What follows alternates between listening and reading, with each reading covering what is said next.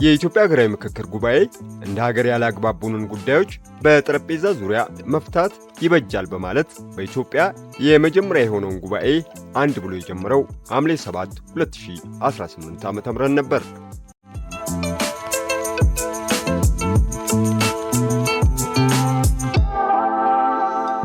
አንዳንድ አጋጣሚዎች ከታሪክ ብዕርና ብራና ፊት ያቆማቸዋል። ከታሪክ ብዕርና ብራና ፊት መቆም ብቻ ሳይሆን ያሻችሁን የፍቃዳችሁን መጽሐፍ እንድትችሉ ብዕርና ብራና ያቀብላችኋል። ይህ ዛሬ የምንገኝበት መድረክ ልባም ለሆኑ ሰዎች የታሪክን፣ የአጋጣሚን፣ የእድልን ጠቃሚነት ማዝለቅ ለፈለጉ ሰዎች በዚያ ብዕር በዚያ ብራና ላይ ሀገርን የሚታደግ የሚጠቅም የሚገነባ ለዘመናት የሚታወስ ታሪክ ለመጻፍ እድል የሚሰጥ 4000 ተመካካሪዎችን ይዞ በ8 አበይት አጀንዳዎች ላይ ላለፉት 39 ቀናት በጽናት ሲመክር ሰንብቷል። በጉባኤው ላይም በሁሉም የኢትዮጵያ ጥግ ያሉ ጉዳዮች ደረጃ በደረጃ ተነስተው ተመክሮባቸዋል። ይሆን የተባሉ የመፍትሄ ሐሳቦችም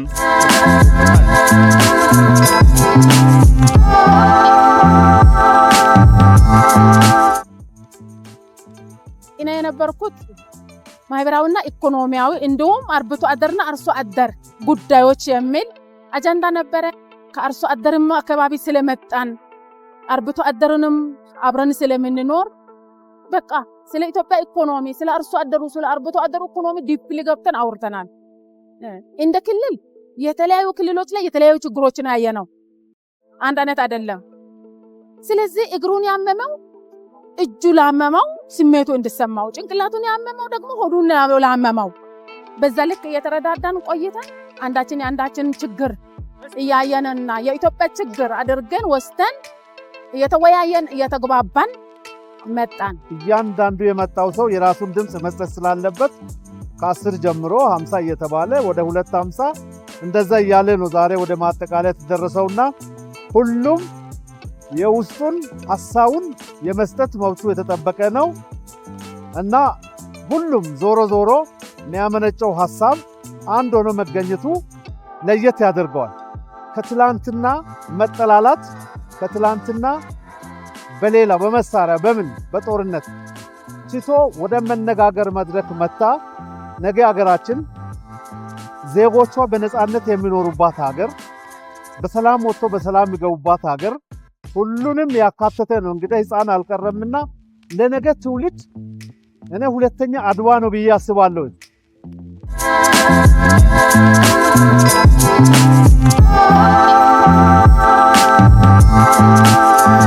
በሁሉም የምክክር ደረጃዎች አሳታፊነት ጎልቶ ይወጣ ዘንድ ሰፊ ሥራ ተሰርቷል። የተሳታፊዎች ስብጥር ሌላኛው የጉባኤ ዋነኛ መገለጫ የነበረ ሲሆን በተለይም በ250 ስልታዊ ቡድኖችና በ500 የሥራ ቡድኖች አወቃቀር ውስጥ ሁሉም የኢትዮጵያ ብሔሮች ታቅፈው ቡድኖች የትንሿን ኢትዮጵያዊ ቅርጽ እንዲኖራቸው ተደርጓል። ይህም በእያንዳንዱ አጀንዳዎች ላይ ኢትዮጵያን በሙሉ ድምፅ ስለመወከላቸው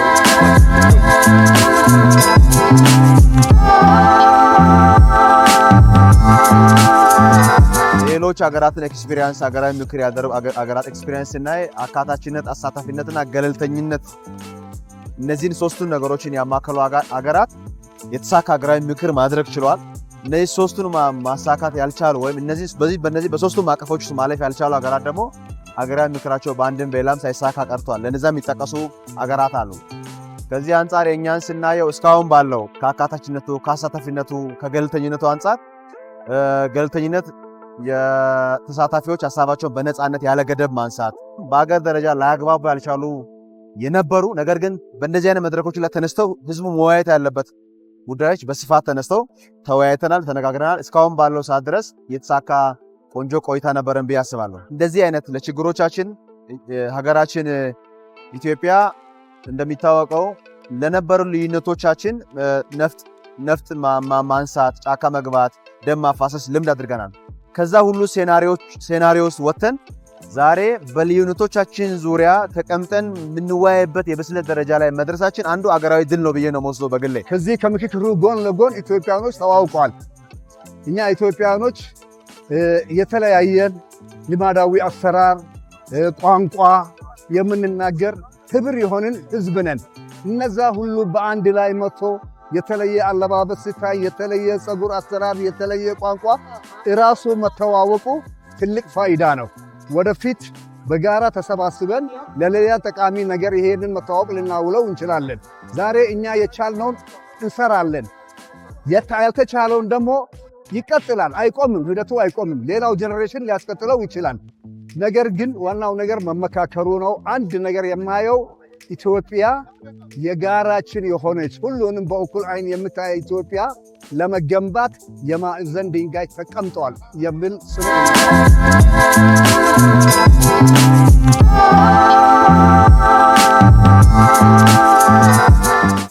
በተለያዩ መንገዶች የተነሱ ጉዳዮች በቃለ ጉባኤ ተሰንደው ወደ ሌላኛው የምክክር ደረጃ ይሸጋገሩ ዘንድ እንዲሁም የተነሱ ሐሳቦች ተዘለውና ተንጠባጥበው እንዳይቀሩ ከማድረግ አንጻር የቃለ ጉባኤ ጸሐፊዎች አሻራ ሚና የላቀ ነበር ማለት ይቻላል።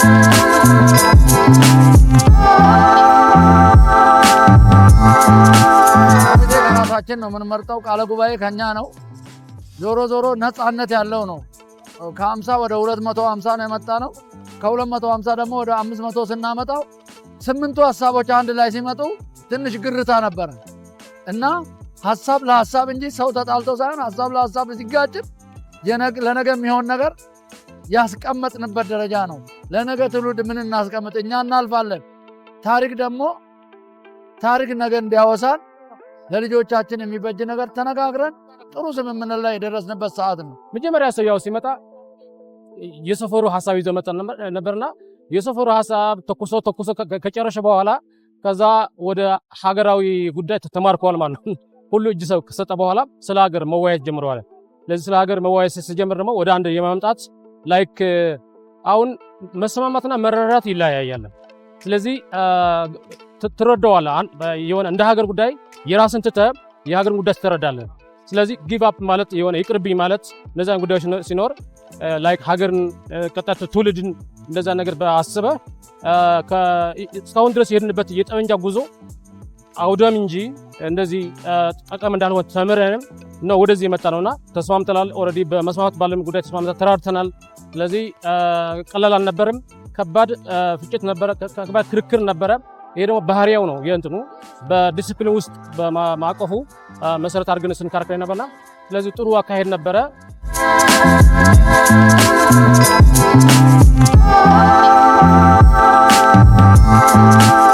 አባላት ባለው ጥቃቅን የሥራ ቡድን አንድ ተብሎ የተጀመረው ምክክር 50 አባላት ወዳለው ንዑስ ቡድኖች ተሸጋግሮ ቀጥሎም 250 አባላት ወዳሉት ስልታዊ ቡድን ሲመክር ቆይቶ መቋጫውን የሚያደርገው 500 አባላት ባለው የሥራ ቡድን ነው። እዚህ ላይ ልብ መባል ያለበት አንድ ተመካካሪ እስከ መጨረሻው በአንድ አጀንዳ ላይ ብቻ ነው የሚመክረው። ምክንያቱ ደግሞ ተመካካሪዎች በአንድ ጉዳይ ላይ ብቻ ትኩረት አድርገው ጥልቅ የሆነ ሐሳብ እንዲያመነጩ ከሚል እሳቤ ነው።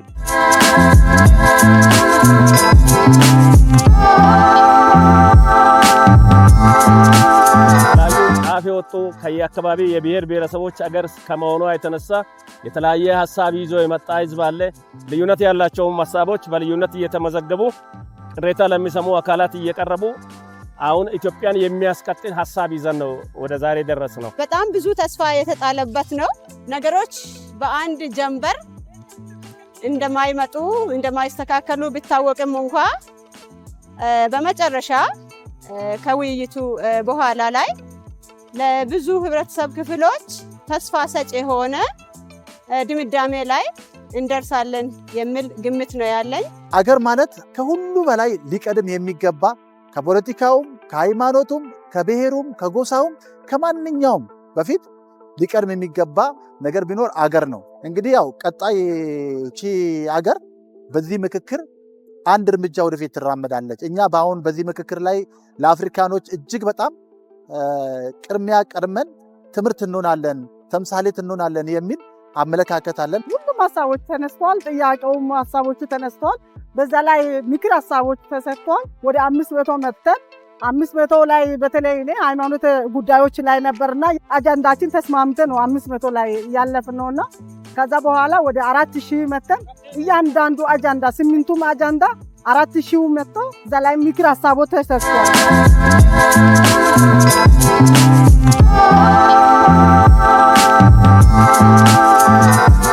ምንም እንኳን የምክክሩ አጀንዳዎች በ8 ዋና ዋና ጉዳዮች የተከፈሉ ቢሆንም በእያንዳንዱ አጀንዳ ስር አያሌ ጉዳዮች ተነስተው የተመከረባቸው ሲሆን በእነዚህ 8 አጀንዳዎች ስር ከ470 በላይ ጉዳዮች ተነስተው ምክረ ሐሳብ ቀርቦባቸዋል።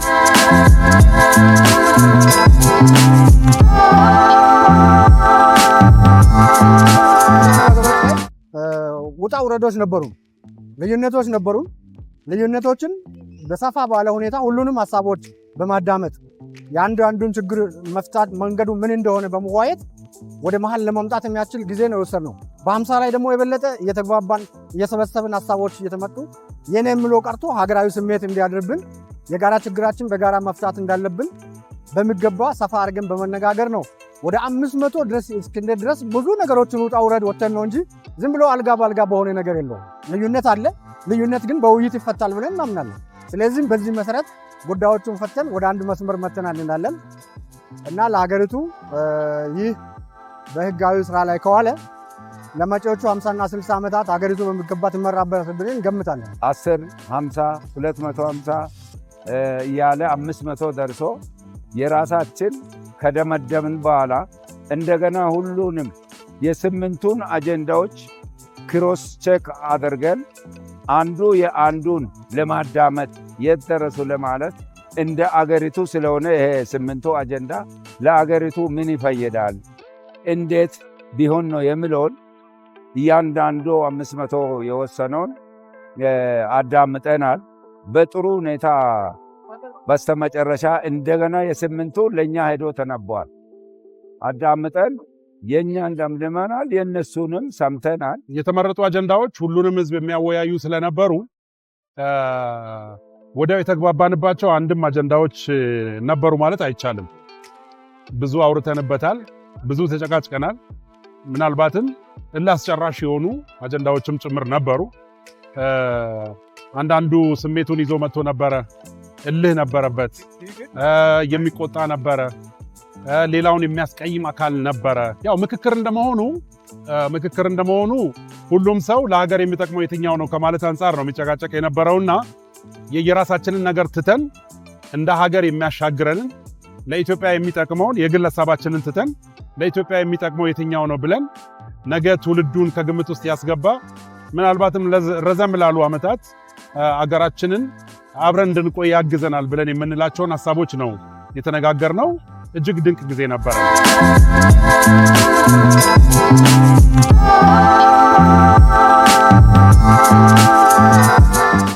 በ10 ጥቃቅን ቡድን የጀመረው የምክክር ሂደት ዳርና ዳር የቆሙ ሐሳቦችን ወደ መሃል እያመጣ የኔ ብቻ የሚለውን ግትር ሐሳብ እየነቀለ እኛ የሚለውን ሐሳብ እያደረጀ ከተብላላ በኋላ የጋራ ምክረ ሐሳብ ሆኖ ይወጣል።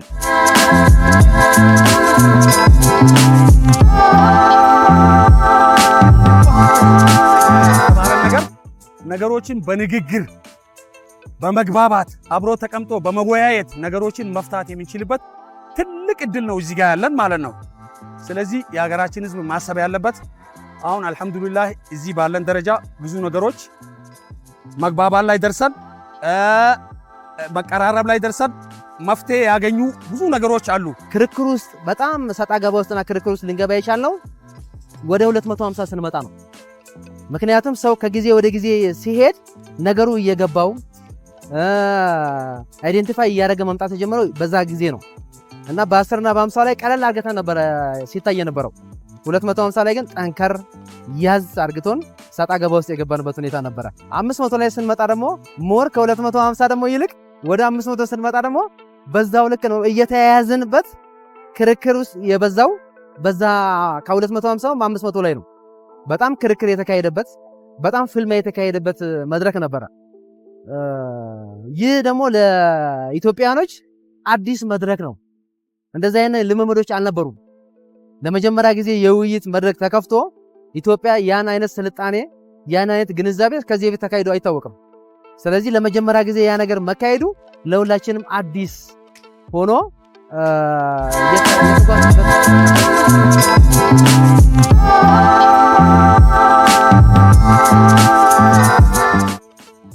500 አባላት ያሉት እያንዳንዱ የሥራ ቡድን ባቀረበው ምክረ ሐሳብ ላይ ከተግባባ በኋላ በሁሉም አጀንዳዎች ዙሪያ የተጠናከረው ምክረ ሐሳብ 4000 ጉባኤተኞች ባሉበት ቀርቦ ይደመጣል።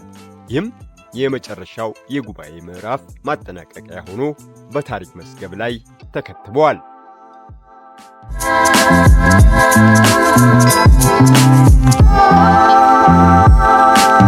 ኢትዮጵያ ማገንባት ነው ዋናው ታርጌቱ ማለት ነው። ከመጣንባቸው መንገዶች ካለፉት የትርክቶች ብዙ ዋጋ ከፍለናል። ብዙ እንትኖች አሉ። አሁን ደግሞ እንዴት ነው ኢትዮጵያ ለነገ ትውልድ ማሳለፍ ያለብን? ከመጣንበት መንገድ እንዴት ነው ልዩነቶቻችን ማጥበብ የምንችለው ኢትዮጵያ ማገንባት የሚችለው የሚለው ነገር ከምክክር ሂደቱ እንግዲህ ከ10 ጀምረን ነው ውይይት የጀመርነው። ከ10 ወደ 50፣ ከ50 ወደ 250፣ 250 ወደ 500 የተለያዩ ነገሮች ሊነሱ ይችላሉ። ነገር ግን የበለጠ ግን ወደ ልዩነቶቻችን ወደሚያጠቡ ነው በተለያዩ ሲዘነብል የነበረና አንድ ኢትዮጵያ እንመሰረታለን ብዬ ነው ማስበውና ከነበሩ ሂደቶች በጣም ጥሩ ነገሮች አለ ብዬ ነው ማስበው። የኢትዮጵያ ሕዝብ ከዚህ ከምክክሩ መድረክ በጣም ፖዚቲቭ የሆነ ነገር ይወጣል ብሎ እየጠበቀ ነው። የኢትዮጵያ ታሪካዊ ጠላቶችም ለምሳሌ እንደነ ግብጽ እና ሌሎችም ይሄን ነገር እነሱ በትኩረት እየተከታተሉት ነው። ስለዚህ እኛ ዛሬ እዚህ ጋር የምንወስነው ታሪካዊ ምክረ ሐሳብ በታሪክ እኛን ሊያስወድሰን ይችላል። እንደገና የምንወስነው እዚህ ጋር ምክረ ሐሳብ ኔጌቲቭ ከሆነ በታሪክ ተወቃሽነት ሊያደርገን ይችላል። ስለዚህ እዚህ ጋር ነገሮችን በጥንቃቄ ነው ያየናቸው። እያንዳንዱ ከትላልቅ ነገር እስከ ጥቃቅን ነገር ተነጋግረንበታል፣ በጥንቃቄ ወስነናል። ይሄ ነገር ለሀገራችን ጠቃሚ ነው ወይ ከሚለው ነገር ተነስተን ነው። ሀገራችንን የሚጎዳ ነገር ሁሉ ጥለን መተናል። ለሀገራችን የሚጠቅም ነገር ሁሉ እዚህ ጋር ለማስፈር ሞክረናል።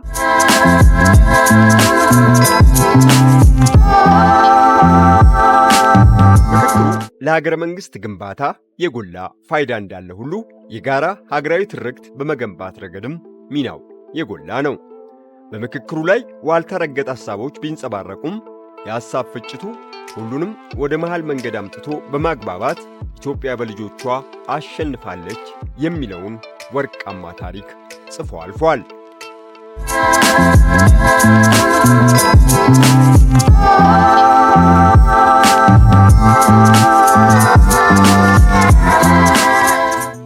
እንግዲህ በዛ ሁሉ በታለፈባቸው የጋራ የምክክር ሐሳቦች በእውነት መጨረሻው የሚያምር ሆኖ ማየታችን ለሀገርና ለሕዝብ በሚጠቅም መልኩ ውይይታችን ሁሉ ፍሬ አፍርቶ ዛሬ እንግዲህ የማጠቃለያ 4000 ላይ ቀርቦ የመጨረሻውን የጋራ ድምጽ ሰጥተን የምናጠቃልልበት መድረክ ነው ዛሬ በዚህ ያለ ነው።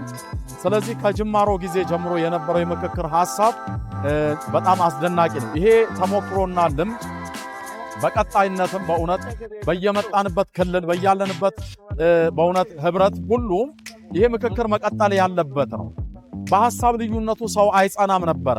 ምክንያቱም አንዱን የማይጎዳ ሌላውንም ደግሞ ብቻ በተናጠል የሚጠቅም ሆኖ አይደለም ያገኘ ነው።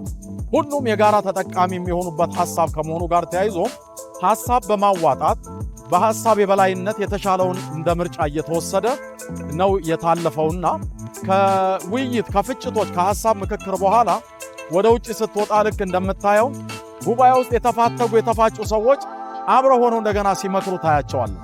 አንዱ ትልቅ እንደ ተሞክሮ የወሰድነው ከዚህ በእውነት ከዚህ ከ4000 ጉባኤ ተሰብሳቢ አንጻር በእውነት ሁሉም በመቻቻል በልበ ሰፊነት ነገሮችን ለመፍትሄና መፍትሄ ተኮር የሆኑ ውይይቶችን ብቻ ያደረግንባቸው መድረኮች እንደሆኑ ነው የታዘብኩት።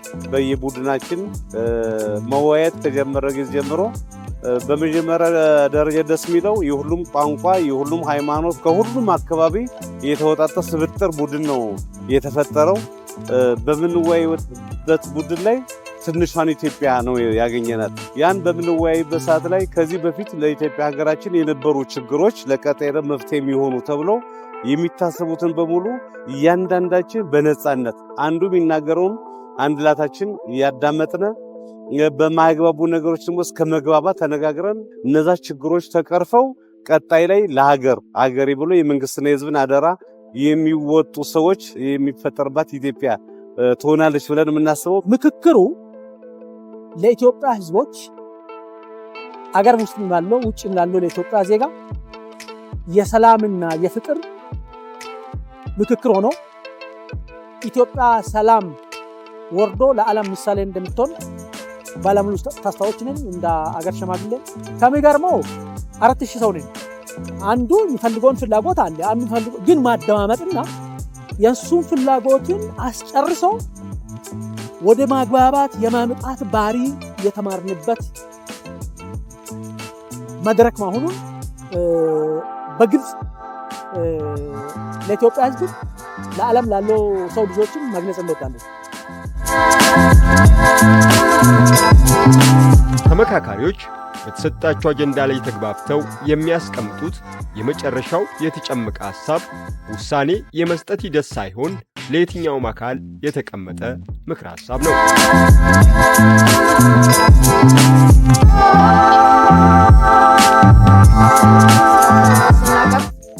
በቃ ውሳኔም ሰተን እዚህ የምንሄድ ነበር የመሰለን። ወሳኞቹም እኛው ነገሮችን በሙሉ እዚህ ወሰነ የምንሄድ ነበር የመሰለን። ግን ነገሩ እንደዛ አልነበረ። ምክር ሐሳቦችን አቀርበን የምንሄድበት መድረክ መሆኑን አንደርስታንድ አድርገናል።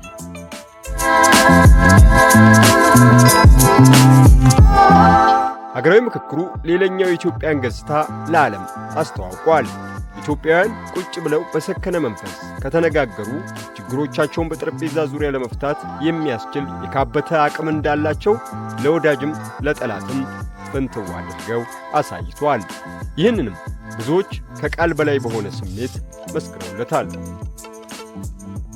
The national dialogue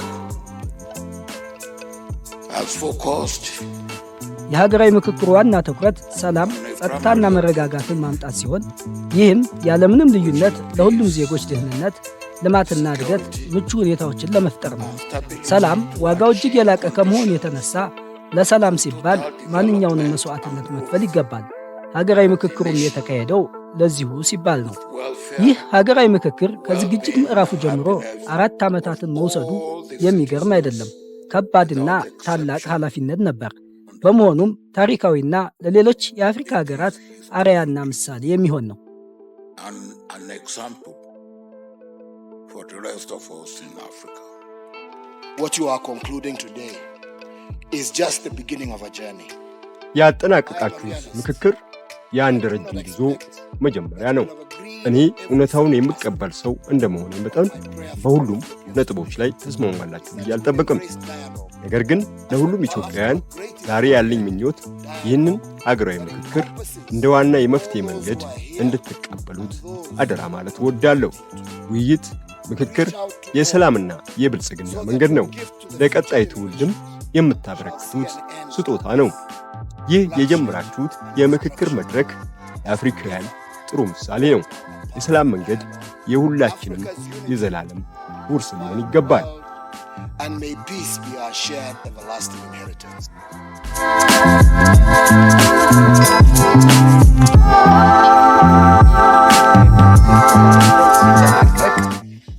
ትልቅ ውጤታችን የምክር ሐሳቦች ስብስብ ብቻ አይደለም። ከምንም በላይ በኢትዮጵያ ውስጥ የሚታዩ አለመግባባቶችንና የሐሳብ ልዩነቶችን በምክክር በውይይትና በመደማመጥ የመፍታት ባህል እንዲዳብር መሰረት የጣለ መሆኑ ነው።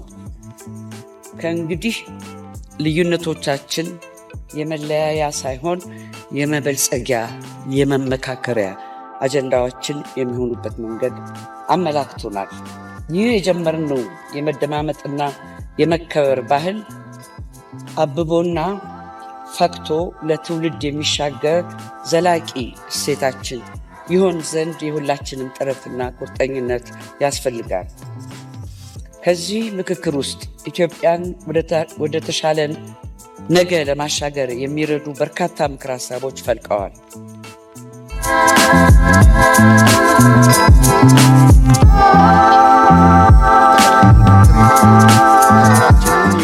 መንገድ የሚያመላክትና የማህበራዊ እሴት ውሎቻችን ማደሻ ነበር ለማለት ይቻላል። በሰነዱ የሰፈሩት ምክረ ሐሳቦች ተቀርጸው ያበቁ የመጨረሻ የቤት ስራዎች ሳይሆኑ ይልቁንም የፖለቲካ ስርዓታችን የት መድረስ እንዳለበት የሚያመላክቱ ፍኖተ ካርታዎች ናቸው።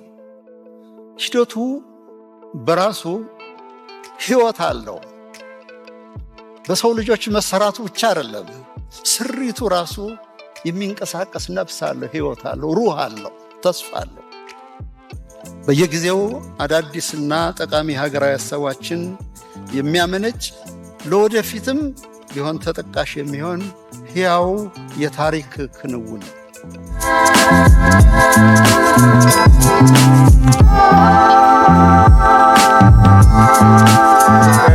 ችግሮቻቸውን ለመፍታት በጋራ ተቀምጠው ለትውልድ ይሆናል ይበጃል ያሉትን ምክረ ሐሳብ በማፍለቅ ሁሌም በትውልድ መሃል ሲታወስ የሚኖረውንና ዘመን የማይሽረውን ወርቃማ ገድል በመጻፍ ኢትዮጵያ በምክክር ማሸነፏን አውጇል።